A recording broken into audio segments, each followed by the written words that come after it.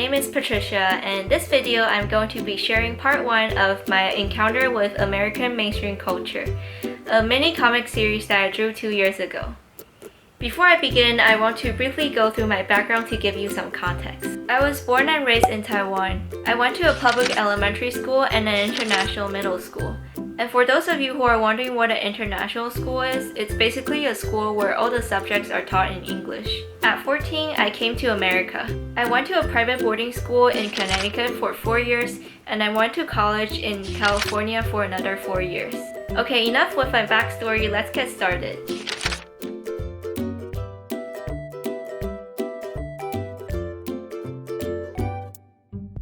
So in the first act, I'm trying to depict how Americans are generally more reluctant to put on sunscreen. I feel like they only do it when they're about to go to a beach or go on a hike, whereas many East Asian girls do it on a daily basis. I think part of it stemmed from a difference between the beauty standards. In mainstream white American culture, getting tan is considered more attractive, whereas in East Asian culture, having a fair tone is considered more attractive.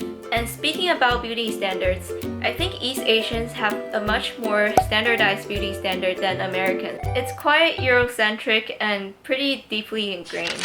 So in the second act, I'm trying to portray how Americans are generally less likely to hand wash stuff. Most American households I've been to use dishwashers, washing machines, and dryers, whereas most Taiwanese households still hand wash their dishes. While most people do use washing machines to wash their clothes, many women hand wash their underwears for their concepts of personal hygiene. And most Taiwanese households actually dry their clothes outside instead of using a dryer. And speaking about personal hygiene, I noticed that a lot of East Asians perceive their beds as a clean zone and only go on it with clean clothes on, whereas a lot of Americans don't have the clean zone mindset. In fact, I recently learned that the purpose of the bed scarf on hotel beds are for people to lay down with their shoes on. That was a cultural shock for me.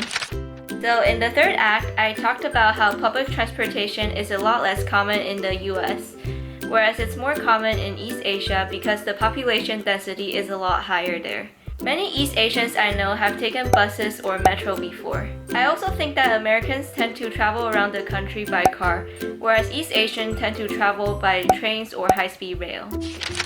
The fourth act is one of my favorites. So whenever I visit an American middle-class house, I'm always very impressed by how they have their own big house, a big yard, several pets, and sometimes even a swimming pool. The whole concept of a suburban lifestyle was so foreign to me. Most Taiwanese middle-class families live in apartment buildings. They usually share the floor with other families. Big yard and swimming pools are just unheard of. Yeah, I know it sounds crazy, but hear me out. Having a yard is a privilege. The fifth act is hilarious.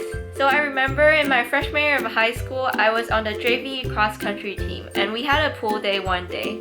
And I was the only one who showed up in a swimsuit, a swimming cap, and goggles. Everyone else literally showed up in bikinis. Wearing bikinis was definitely not a norm for me growing up. There were also no pool parties because obviously no one had private pools in my hometown. I also remember being so shocked by how everyone can swim without goggles and just open their eyes underwater. I still can't do that to this day. Before I end this video, I want to mention another cultural difference that came up my mind as I started making videos. So Hollywood movies usually don't have subtitles unless the actors are speaking in a foreign language. But Chinese movies usually have Chinese subtitles, sometimes even English subtitles. Growing up, I was so used to reading subtitles, and I remember not being able to comprehend everything when I first saw an English movie without subtitles. Thank you so much for watching this video. Stay tuned for part 2 and feel free to leave your thoughts in the comment section.